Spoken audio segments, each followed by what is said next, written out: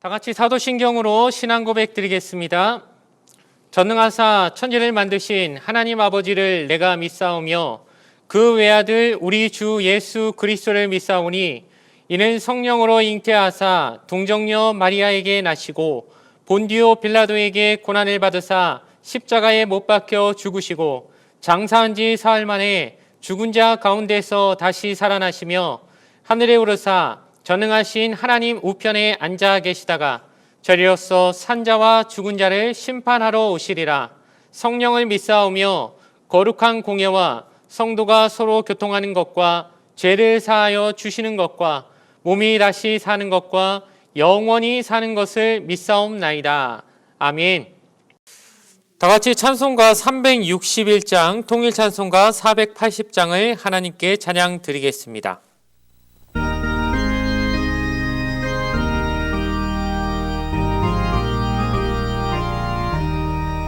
기도하는 이 시간 주께 무릎 꿇고 우리 구세주 앞에 다 나아가네. 믿음으로 나가면 주가 보살피사 크신 은혜를 주네. 거기 기쁨 있네. 기도 시간에 복을 주시네. 고난 내 마음속에 기쁨 충만하네. 기도하는 이 시간 주가 곁에 오사 인자하신 얼굴로 귀 기울이네. 우리 마음 비우고 주를 의지하면 크신 은혜를 주네. 거기 기쁨 있네. 기도 시간에 복을 주시네. 고난 내 마음속에 기쁨 충만하네.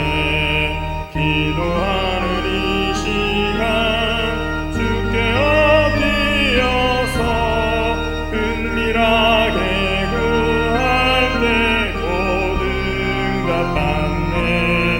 잘못된 것 아뢰면 측은히 여기사 크신 은혜를 주네. 거기 기쁨 있네.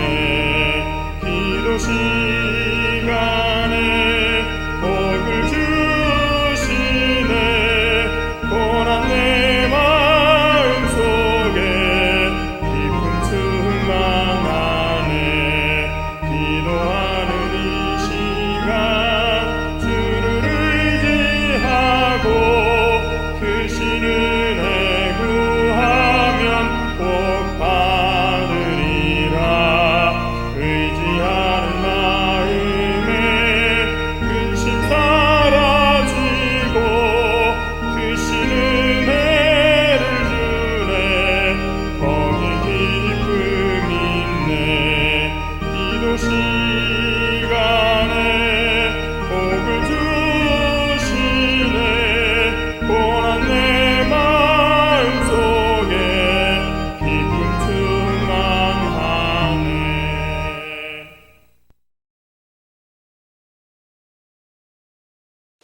만복의 근원이 되시고 만주의 주가 되시며 인간의 생사 화복을 주관하신 지극히 거룩하신 아버지 하나님의 그 크신 은혜와 사랑을 진실로 고맙고 감사합니다.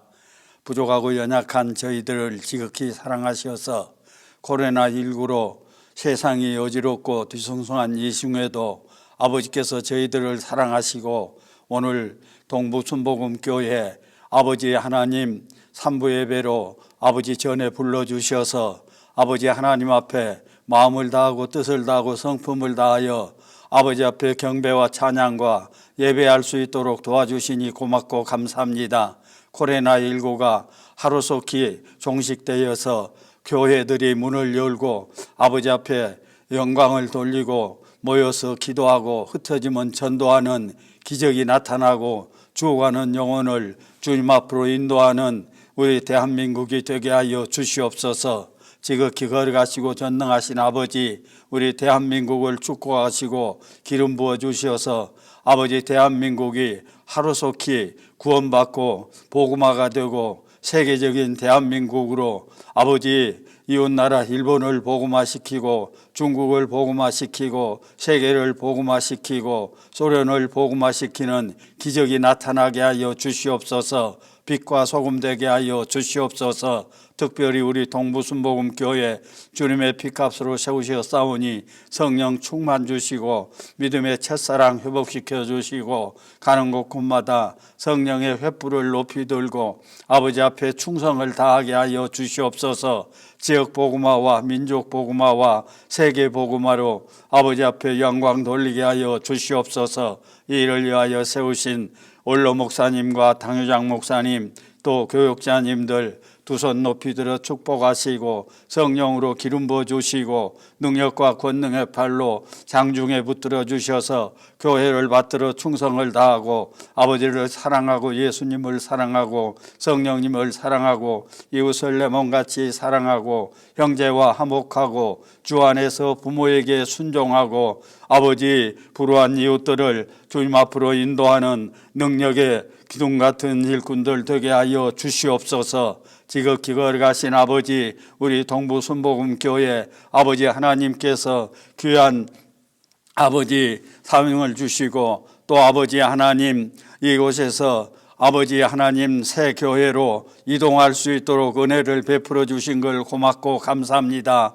아버지 곧 이사를 갈 예정이 오니 우리 아버지께서 길을 열어주시고 아버지 하나님 가는 곳곳마다 성령의 횃불을 높이 들고 빛과 소금의 직분을 감당하고 죽어가는 아버지 주의 백성들을 구원시킬 수 있도록 주님께서 인도하여 주시옵소서. 주여 도와 주시옵소서. 사랑하는 성도들 어느 곳에서 있든지 지금 코로나 땀새 교회 못 나오고 있는 처소에서 아버지 앞에 예배드리고 있습니다. 아버지 하나님 성령으로 기름 부어 주시고 능력과 권능으로 함께하여 주셔서 아버지 하나님 앞에 영광이 되게 하여 주시고 아버지 아브라함과 이삭과 야곱의 복으로 자손 만대까지 아버지 복을 받고 예수님의 십자가의 사랑으로 나눠주고 베풀고 누리고 다스리고 정복하고 번성하는 삶을 살 수 있게 도와 주시옵소서.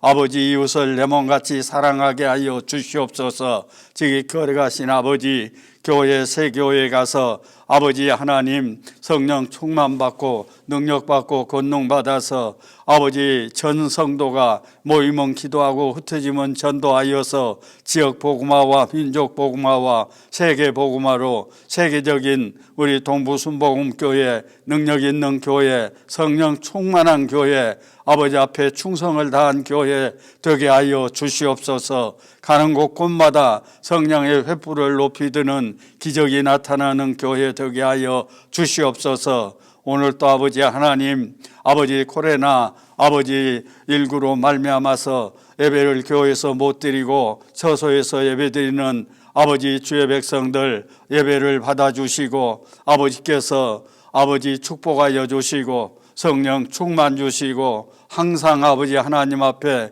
부르짖고 기도하고 능력 있는 성도들이 되게 하여 주시옵소서. 지극히 전능하신 아버지 성도들 가운데 병마로 고통받는 성도들 아버지께서 다 치료하여 주시고 건강 주시고 아버지 건강한 몸으로 독수리 날개치며 푸른 창공을 나르며 아버지 앞에 영광 돌리는 아버지 축복이 임하게 하여 주시옵소서. 성령 충만 주시옵소서. 오늘 또 아버지 하나님 당회장 목사님 말씀을 통하여 아버지 우리의 영과 혼과 아버지 귀가 열려서 아버지 앞에 충성을 다하게 하여 주시고 마음을 다하여서 아버지 앞에 충성을 다하고 이웃 사랑하기를 내 몸같이 할 수 있도록 도와주시고 아버지 성령 충만한 마음으로 아버지 앞에 충성을 다할 수 있는 우리 교회 되게 하여 주시옵소서. 예배 시종을 주님께 의지하고 예수님의 이름으로 간절히 축복하고 기도하옵나이다. 아멘. 아멘. 이 시간 은혜 받으실 하나님 말씀은 신약성경 히브리서 11장 13절 이하 16절의 말씀입니다. 히브리서 11장 13절에서 16절까지의 말씀, 신약성경 365면에 있습니다. 신약성경 365페이지에 있는 히브리서 11장 13절에서 16절까지 말씀을 제가 읽어 드리겠습니다. 이 사람들은 다 믿음을 따라 죽었으며 약속을 받지 못하였으되 그것들을 멀리서 보고 환영하며 또 땅에서는 외국인과 나그네임을 증언하였으니 그들이 이같이 말하는 것은 자기들이 본향 찾는 자임을 나타냄이라. 그들이 나온 바 본향을 생각하였더라면 돌아갈 기회가 있었으려니와 그들이 이제는 더 나은 본향을 사모하니 곧 하늘에 있는 것이라. 이러므로 하나님이 그들의 하나님이라 일컬음 받으심을 부끄러워하지 아니하시고 그들을 위하여 한 성을 예비하셨느니라. 오늘 주신 말씀을 가지고 담임 목사님께서 본향을 사모하는 교회라는 제목으로 하나님의 말씀을 선포해 주시겠습니다. 할렐루야. 오늘 본문을 중심으로 해서 본향을 사모하는 교회라는 제목으로 함께 은혜를 나누고자 합니다. 오늘 나누게 될 설교의 주제는 바로 믿음의 길입니다. 예수님께서 내가 곧 길이요 진리요 생명이다 라는 표현을 사용하실 때에 그 표현은 바로 신앙이 하나의 여정, 곧 길이라는 것을 잘 보여주고 있습니다. 길이라는 것, 주님께서 내가 곧 길이라고 말씀하신 것은 배타적인 의미로서 주님만이 하나님께로 갈 수 있는 길이다라는 것을 보여주고 또 다른 의미로서는 주님이 아니고서는 구원에 이를 수 없다라는 것을 보여주고 있는 내용이라 말할 수 있습니다. 믿음의 길이라는 것은 우리가 가는 일반적인 길과는 다르죠. 내비게이션을 켜고 또 오랫동안 걸어서 도착한 것과는 달리 믿음의 길이라는 것은 눈에 보이지 않는 길을 의미하고 있고 결과적으로는 주님의 뜻 안에서 또 주님께서 지시하신 그 내용을 준수함으로 말미암아 구원에 이르며 하나님께로 다다를 수 있는 그 같은 여정이라는 것을 우리에게 보여주고 있습니다. 사람들은 제각각 각자의 처소에서 살아갑니다. 서로 가치관도 다르고 또 목적의식도 다르고 또 신앙생활하면서 성장하며 겪게 되는 일들도 서로 다 다양함 속에서 체험을 하게 되죠. 하지만 이와 같은 여러 다양성이 있다 할지라도 결과적으로는 주님을 통과해야만 하고 주님을 통해서 아버지께로 나아가야만 하기 때문에 우리가 가야 될 길은 그와 같은 면에서 통일성을 지니고 있고 일치된 길을 가고 있다는 것을 말할 수 있을 것입니다. 그렇기 때문에 우리가 함께 신앙생활하는 것은 굉장히 중요합니다. 왜냐하면 내가 가는 길이 옳고 그른가를 생각할 수 있게 되고 서로가 알고 있는 성경에 대한 지식 또 서로가 체험한 부분에 대한 것을 여러 가지를 가지고 나누게 되지만 그 속에서 얻게 되는 서로 교감하며 또 얻게 되는 그 같은 풍성한 지식을 통해서 하나님이 원하시는 신앙의 길을 올바르게 모색할 수 있기 때문입니다. 그렇기 때문에 교회, 개별적인 교회는 물리적인 교회는 대단히 중요한데 그 교회 안에 교회와 또 목회의 방침이죠. 그와 같은 목회자의 의도 혹은 가르침 그리고 성도들이 신앙 성장하게 되는 그 역사라는 것이 그 안에 함께 있고 교회가 갖고 있는 그 발자취를 통해서 우리의 신앙생활을 하면서 얻게 되었던 추억이 담겨있다는 것을 생각하게 됩니다. 오늘 우리가 예배를 드리는 것은 다소 좀 울적할 수 있겠는데 구리시 인창동에서 드리게 되는 마지막 예배가 될 것 같습니다. 이제는 장소를 바꾸어서 교회 공동체를 위하여 다른 성전을 이제 준비하게 되는데 예배실을 준비하게 되는데 이와 같은 울적함을 이겨낼 수 있게 되기를 바라고 더 나아가 장소는 옮겨지게 되지만 우리가 가야 할 완전한 본향 또 더 나은 본향이 무엇인지를 다시 한번 생각하면서 교회 안에서 하나님께서 약속하신 이 모든 것에 대한 소망을 이루게 되는 저와 여러분 되기를 주님의 이름으로 축원드립니다. 첫 번째로 전하고자 하는 것은 교회 이전을 앞두고 나누고 싶은 이야기에 대해서 말해 볼까 합니다. 다들 아시다시피 저는 이제 고등학교를 졸업하고 신학교를 가서 그곳에서 신앙생활 훈련 받았던 여러 가지 것을 이제 함께 나누고자 합니다. 그 중에 하나의 이야기를 하고 싶은데 이것은 한 선배 집에 찾아가서 그 오래된 집을 보면서 느꼈던 감정에 대해서 말해볼까 합니다. 신학교를 다니면서 이제 편입하였던 한 선배가 있었고, 그 선배의 집은 금호동이었었는데, 그 금호동에 가가지고 이제 그 집에 방문하면서 여러 이야기를 나누고 또 밤을 새가면서 친구들과 함께 대화를 했던 것이 이제 기억에 있습니다. 그것을 이제 잠깐 이야기하자면은, 그 집을 찾아갈 때도 굉장히 생경했던 것이, 그 당시에도 이제 재건축에 대해서 시작하고 있었던 것 같아요. 허물어진 집이 워낙에 많았고 폐허 같은 곳을 좀 지나게 되면은 그 선배가 살고 있는 집이 나왔는데, 그곳에서 이제 많은 책과 또 음악을 좋아해서 많은 음악을 들으면서 이제 여러 가지 신앙에 대한 내용을 말하곤 했던 기억이 있어요. 자, 그런데 굉장히 놀라운 것은 뭐였냐면은 그 선배가 그곳에서 태어났다라는 거예요. 이제 신학교를 가고 신앙생활하고 있던 그 시기였으니까 저도 이제 그 당시에 23, 24 이상은 됐을 텐데, 저보다 나이가 훌쩍 많은 사람이 그곳에서 태어났고, 심지어는 그 부모님이 살고 있던 그 집, 할아버지도 그곳에 계셨다라고 했으니까 굉장히 오래된 집이란 것을 이제 보여주고 있죠. 굉장히 다르죠. 욕조가 이제 지금처럼 플라스틱으로 잘 되어 있는 것이 아니라 옛날 보게 되면은 돌을 깎아 만들어서 또 비벼대어서 갈아낸 그와 같은 옛날 목욕탕 형식으로서의 욕실이 이제 존재하게 되고, 그 여러 가지를 보면서 굉장히 좋은 생각이 들었어요. 어린 시절부터 이제 굉장히 많이 이사를 다녔다라고 생각이 되는데, 이사를 항상 다니게 되면서 전학을 하게 되고 사귀었던 친구와 헤어지고 또 다른 친구를 사귀게 된 것이 저한테는 굉장한 스트레스였던 것 같습니다. 그러다 보니까 한 곳에서 태어나서 20여 년 훌쩍 지나서 그 오랜 기간 동안 살고 있는 그 사람의 모습을 보니까 얼마나 심리적으로 안정이 되고 좋았을까. 마음속에 있는 하나의 바람은 내가 나중에 어른이 되어서 집을 얻게 되면 이사를 가지 않고 한평생 그곳에서 살았으면 좋겠다라는 작은 소망이 생길 정도로 그것을 굉장히 부러워할 때가 있었습니다. 지금은 이제 다 재개발이 되어서 흔적조차 없게 되죠. 우리나라 사람들은 약 7.7년에 한 번씩 이사를 다닌다고 합니다. 그리고 자기 집을 갖지 못한 사람이라면은 대부분 이제 4년에 한 번 정도로 이사를 다닐 수밖에 없죠. 뭐 전 월세 뭐 이런 거 다 고려를 하게 되고, 또 지금은 대학생이 되면은 대학 근처로서 이제 자신이 집을 구하거나 기숙사 생활을 하게 되니까 또 그거 같은 것이 많이 이사를 하게 되겠죠. 직장도 또한 지방으로 이사를 가게 되거나 혹은 발령을 받게 되면은 해외로 이주해야 되는 것처럼 여러 가지 행편에 따라서 이사를 하고 이사를 온 것은 오늘날에서 굉장히 자연스러운 일로 받아들여지게 됩니다. 근데 생각보다 교회에 대해서는 그렇게 좋게 받아들이기가 힘들죠.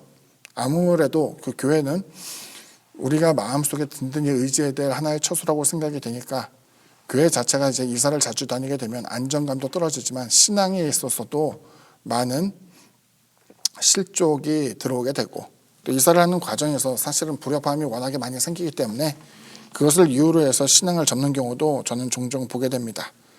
물론 교회가 가정처럼 빈번하게 이사하는 것은 아니겠지만 우리가 관심을 갖고 살펴보게 되면 지금도 수없이 많은 미자립 교회는 잦은 이사를 하고 있습니다.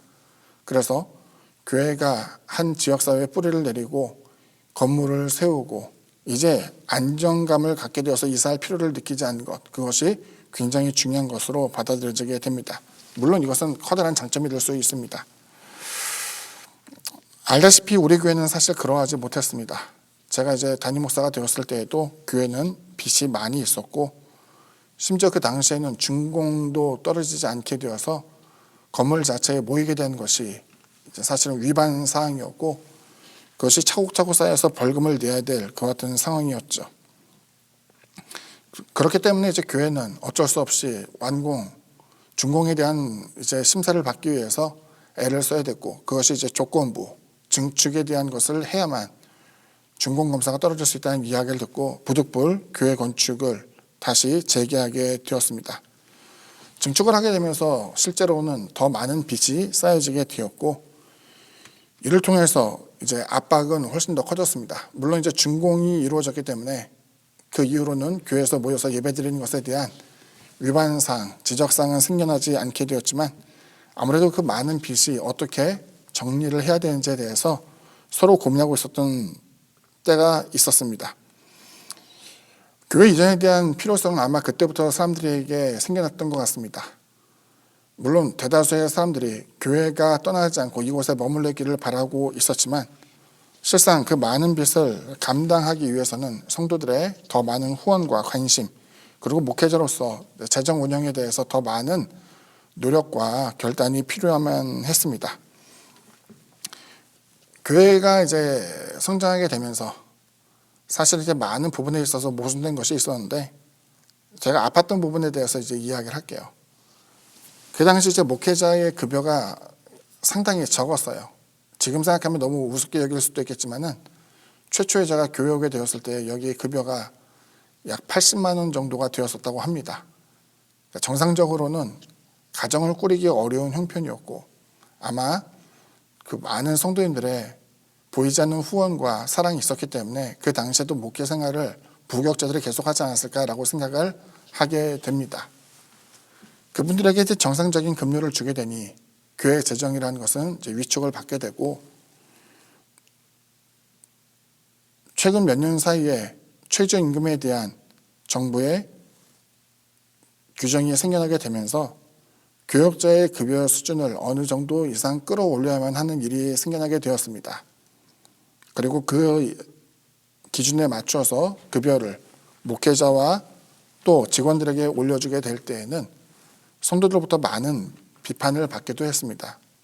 그렇게 다 퍼주고 나눠주게 되면 교회 운영이 더 힘들어진 건 아닙니까 생각하겠지만 교회 안에서 사회정의를 이야기하면서 그 부분에 대해서 지키지 못한다고 한다면은 스스로 양심을 속이며 설교를 하는 것이고 성도들을 사랑하는 것만큼 하나님의 일에 동참하고 수고하는 사람들의 가정을 돌보지 않고 외면하는 것은 담임 목회자로서의 책무가 아니라고 생각하게 되었습니다.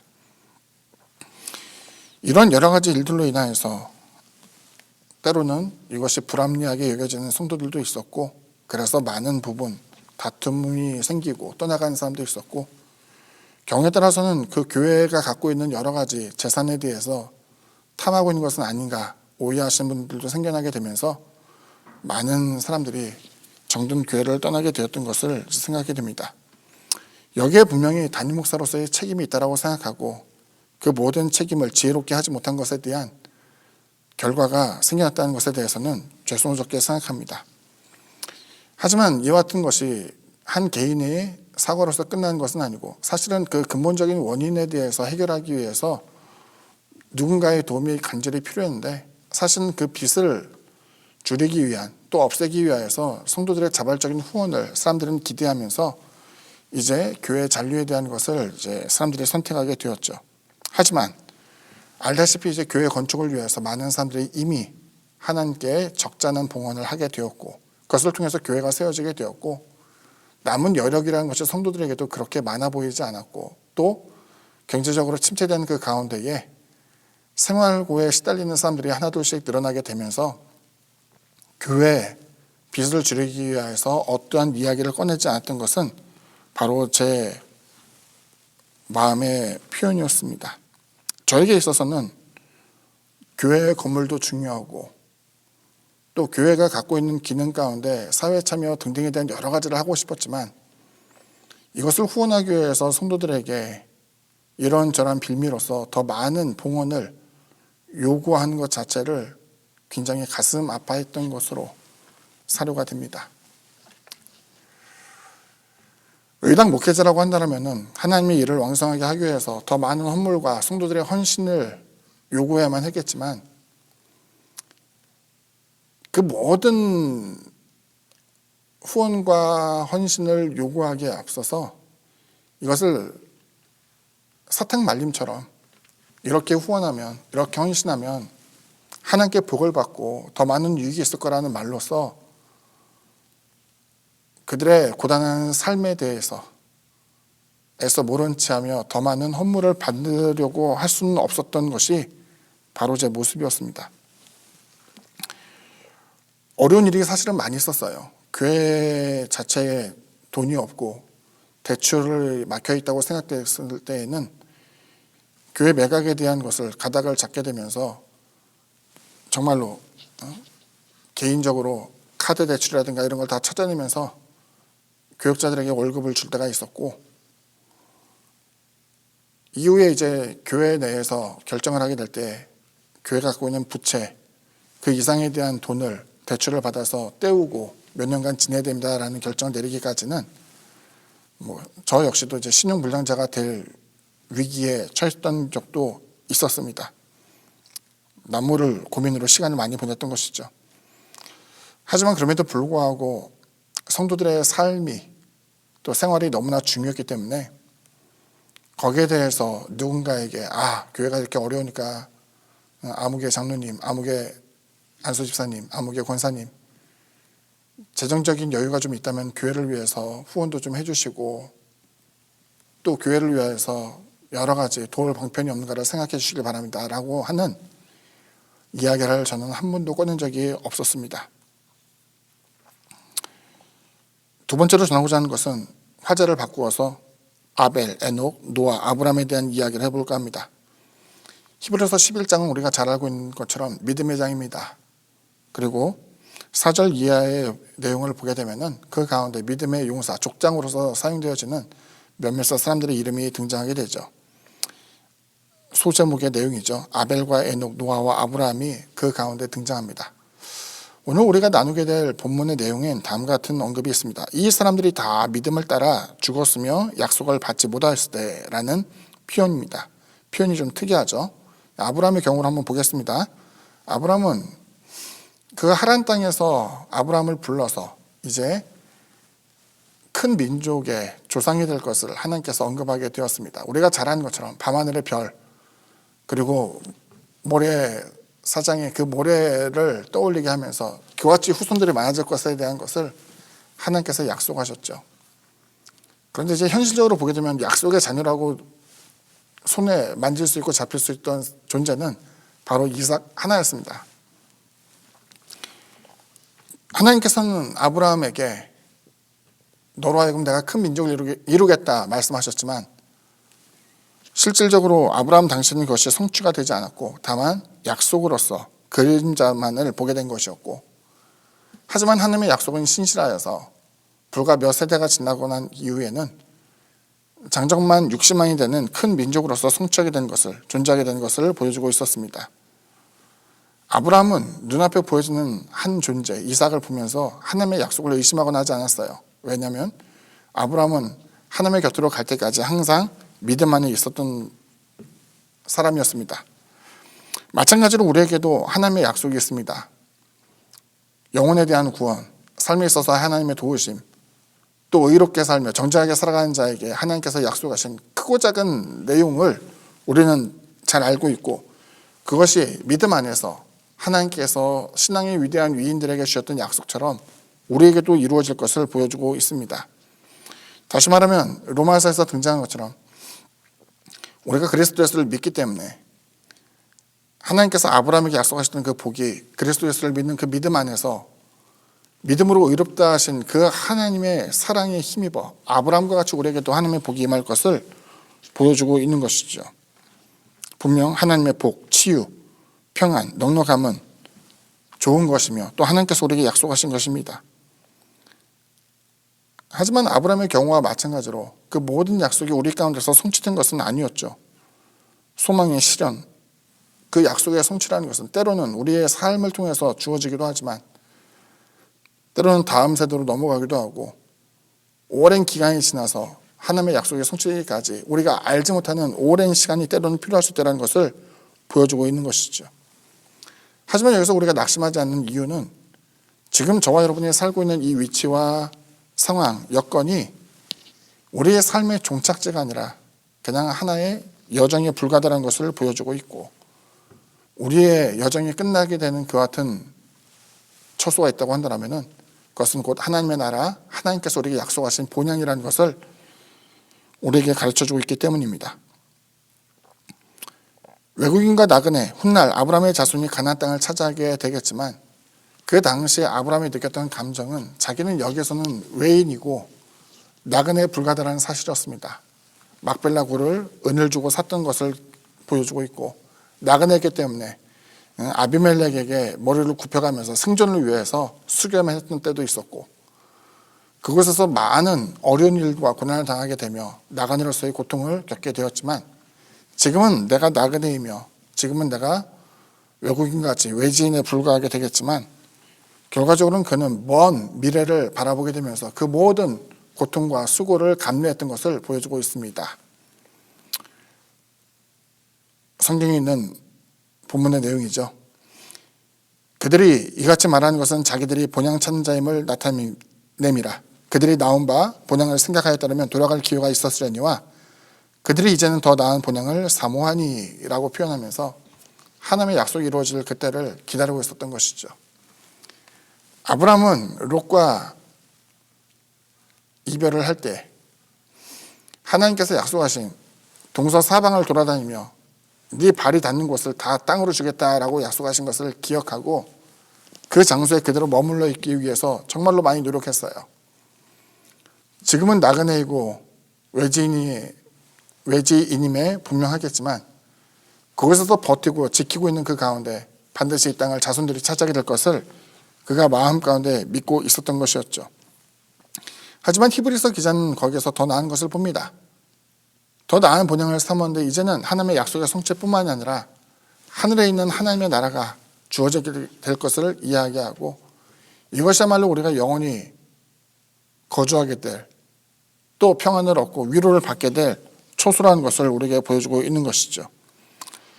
아브라함을 비롯한 믿음의 사람들이 세상에서 곤욕과 피곤함과 답답함과 슬픔을 겪으면서도 신앙을 지켰던 이유는 그들의 모든 눈에 보이는 환경이 그들의 본향이 아니라 하늘에 있는 것, 하나님의 나라, 또 하나님의 성취가 있는, 위로가 있는, 통치가 있는 그 같은 것이 바로 하나님께서 예비하신 본향이라는 것을 그들이 기억했기 때문입니다. 그같이 인내하며 현실을 늘 생각하며 안주하고 그곳에서 때로는 즐기고 불평하고 원망하는 현실의 삶에만 빠져있는 사람들이 아니라 영혼을 사모하는 그들을 위하여서 그들을 결코 부끄럽게 여기지 아니하시고 예비된 큰 성이 있다는 것을 가르쳐주고 있는 것이었죠. 세 번째로 전하고자 하는 것은 어디서나 본향을 사모하는 교회에 대해서 이야기해 볼까 합니다. 다시 원래의 위치로 바꿔서 이사를 다니는 이유에 대해서 한번 생각해 보기를 바라요. 생각해 보면 어린 시절부터 지금까지 10번에 가까운 이사를 저는 다녔던 것 같습니다. 제가 알고 있는 기억이 그래요. 그럼 그렇게 이사를 다니면서 왜 다녔는가 보면은 사실 이제 경제적인 문제가 굉장히 컸죠. 경제적인 문제가 그래했고 또 대학을 다닐 때 기숙사에 들어가고 또 하숙집을 얻게 된 것은 상황에 따라 그리고 진학, 취업에 대한 이유에 따라서 집을 정하게 됐던 것을 생각하게 됩니다. 그런데 그 상황과 처지란 것은 생각보다 훨씬 더 자주 바뀌기 때문에 그 이사를 다니게 되면 사람이 피곤해지고 피폐해지는 것은 분명한 사실인 것 같아요. 하지만 같은 잦은 이사 속에서도 우리가 놓치지 말아야 할 것이 있는데 왜 내가 이사를 가고 왜 내가 그와 같이 고생을 하면서도 살아가야 되며 가족을 위해서 희생해야 되는가 혹은 화합하기 위해서 노력해야 되는가를 보게 되면 그것은 서로의 결속력과 행복을 위한 불가피한 혹은 더 나은 모습으로 옮겨가기 위한 노력의 일환이라고 생각합니다. 현재의 만족이 아니라 앞으로 이루어지게 될 약속의 성취. 앞서 본문에서 말한 것처럼 지금은 외국인과 나그네처럼 보인다 할지라도 꿈을 향할 수 있고 목표를 이루기 위한 하나의 과정이라고 한다면 충분히 수긍하고 납득할 수 있는 거죠. 제가 예전에도 한번 설교할 때 그런 얘기한 적이 있어요. 신방을 갔는데 두 가정의 모습이 좀 비슷비슷해요. 집도 좁고 여러 가지 물건이 널브러져 있고 근데 한쪽은 굉장히 밝은 분위기였고 다른 한쪽은 그와는 이제 상반된 모습이었어요. 궁금했습니다. 왜 그런가 물어봤더니 그때 이제 같이 신방했던 조장님이 얘기해 주시는 거예요. 여기 집은 재건축이 약속되어 있어가지고 지금 1년, 2년 살다가 다시 좋은 집으로 이사갈 집이고 다른 하나의 집은 그렇지 않다라고 얘기해 주신 것이었어요.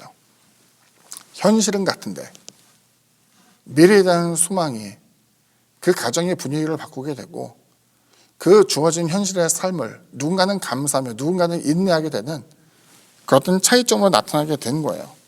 제가 예전에도 말씀드린 바가 있습니다.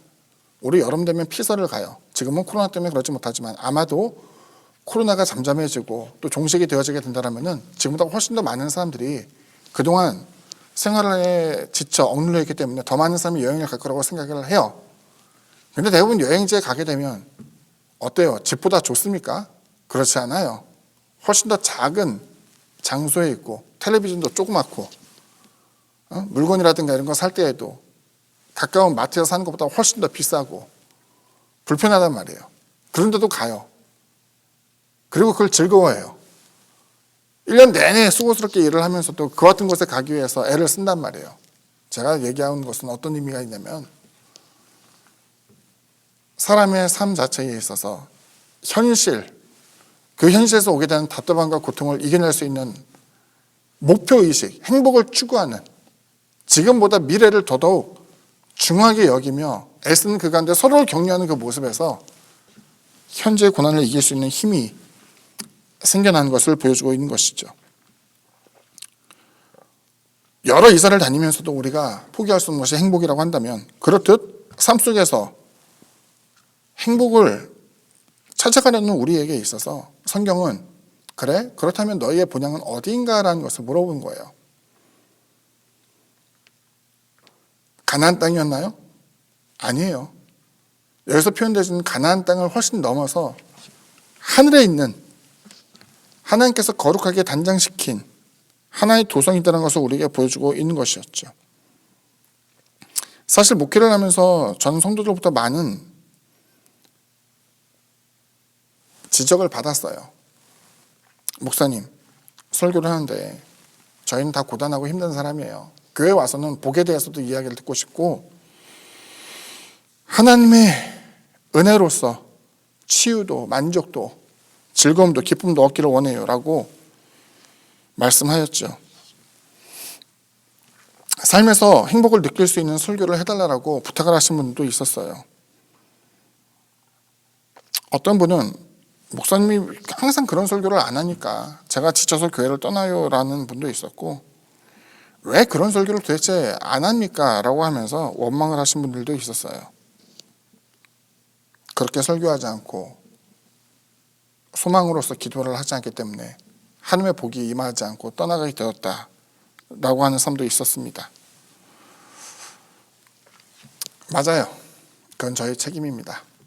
비난받아 마땅합니다. 그럼에도 불구하고 제가 할 수 있는 하나의 변명이 있다면 저는 목회자이잖아요. 제가 알고 있는 성경 지식과 학문의 깊이에 대해서 여러분이 부족하다고 느낄 수도 있을 거예요. 그런데 갖고 있는 신앙의 양심에 따라서 그리고 작아 보일 수 있을지 모르지만 제가 알고 있는 성경 지식과 학문에 대한 깊이에 따라서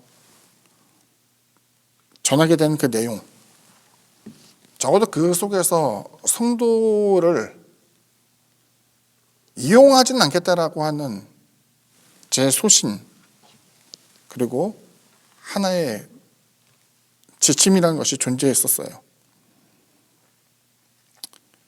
저는 바른 신앙을 추구하려고 했고 그 길을 지키고 싶었어요. 제가 교회에서 목회를 하지만 인정할 수 있는 부분 가운데 하나는 제가 성도들에게 있어서 재물이나 지나치는 헌신을 요구한 적은 한 번도 없었다는 것을 인정해 줬으면 좋겠습니다. 교회 운영을 하는 데 있어서 왜 재물이 중요하지 않겠어요? 왜 성도들의 헌신이 중요하지 않겠습니까? 그거 너무나도 중요하죠. 하지만 그와 같은 노력과 헌신을 요구하며 지키지 못할 약속으로 하나님의 복을 운운할 수가 없었고 하나님이 주신 것은 다 선물, 즉 은사에 해당하는 것인데 내가 하나를 주면 하나님이 또 다른 하나를 둘을 주시고 셋을 주시고 하는 그런 산술적인 도식은 성경 안에 존재하지 않기 때문에 헛된 복을 약속하며 그 같은 재물과 헌신을 요구할 수는 없었어요. 하지만 제가 약속드리고 싶은 것은 하나님의 말씀을 신뢰하며 따라가게 될 때에 하나님의 예비된 거룩한 본향이 있고 그 본향을 지키며 이루기 위해서 우리가 신앙생활을 하게 되며 장소는 달라지고 바뀌어진다 할지라도 그 본향을 향하는 그 어떤 공동체가 되어야 된다는 것을 보여주고 있죠. 이사합니다. 우리는 또 다른 길을 걸어가게 돼요. 하지만 우리가 여전히 걸어가야 할 길은 바로 그리스도 예수를 따르는 믿음의 길이어야만 합니다. 이것이 바로 제 신앙이며 제가 갖고 있는 소신입니다. 결론을 보고 마칩니다. 코로나19로 인한 많은 직업이 고통을 받고 있습니다. 교회도 예외는 아니었습니다. 알다시피 최근 몇 년간 교회는 불신과 비판의 대상이 되었습니다. 여러 신학대학에서도 지원자가 크게 줄었고요. 많은 교회가 오늘날에 있어서는 생존을 위해서 노력하고 있습니다.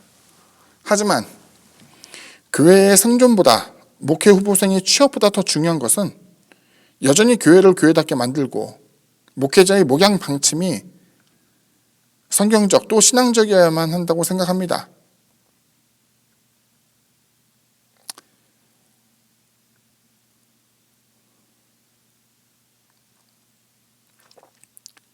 인창동에서의 예배는 오늘로서 끝나게 되지만 교회 공동체로서의 여정은 계속될 것입니다. 선한 교회의 모습, 선한 성도의 삶을 살아가며 본향에서 주님과 함께 기쁨을 누리는 저와 여러분 되기를 주님의 이름으로 축원합니다. 기도합니다. 사랑의 주님, 주님의 사랑으로 또 주님의 배려로서 이곳에 교회가 세워지게 되었고 많은 성도의 눈물과 기도, 드린 헌물과 열정을 통해서 이 교회가 유지되었음을 다시 한번 기억합니다. 이 모든 노력보다도 하나님께서 그들에게 힘을 주시고 도움을 주었기 때문에 이 교회가 유지될 수 있었고 이제는 큰 어려움 없이 또 다른 지역으로 옮겨지게 된 것은 하나님의 사랑이요 배려요 성도들의 후원과 희생이 있었음을 알고 있습니다. 주님,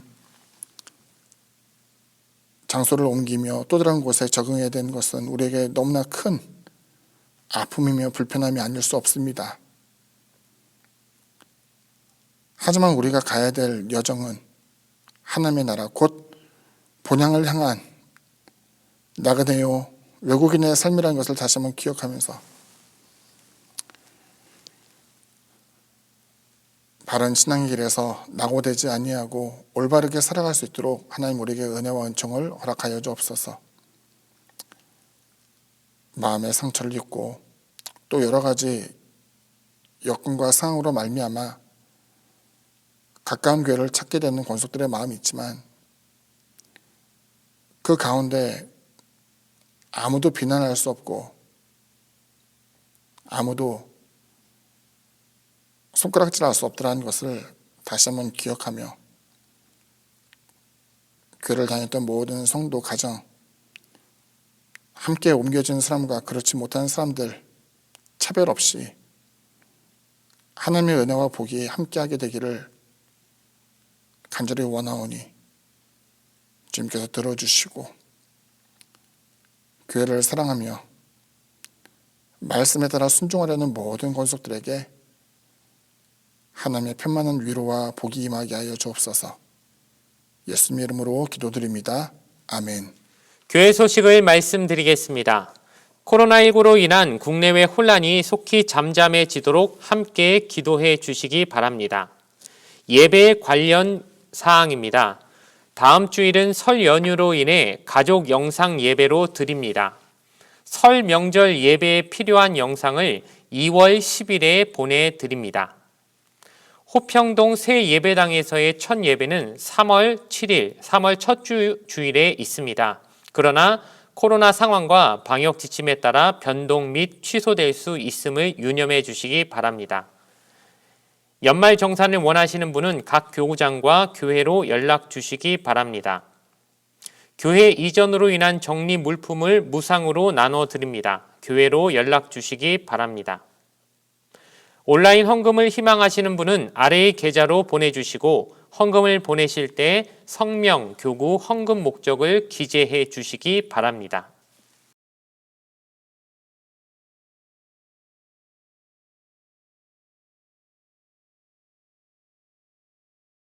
기도문으로써 예배를 마치겠습니다. 하늘에 계신 우리 아버지여, 이름이 거룩히 여김을 받으시오며 나라가 임하시오며 뜻이 하늘에서 이루어진 것 같이 땅에서도 이루어지이다. 오늘 우리에게 일용할 양식을 주시옵고 우리가 우리에게 죄 지은 자를 사하여 준 것 같이 우리 죄를 사하여 주시옵고 우리를 시험에 들게 하지 마시옵고 다만 악에서 구하시옵소서. 나라와 권세와 영광이 아버지께 영원히 있사옵나이다. 아멘.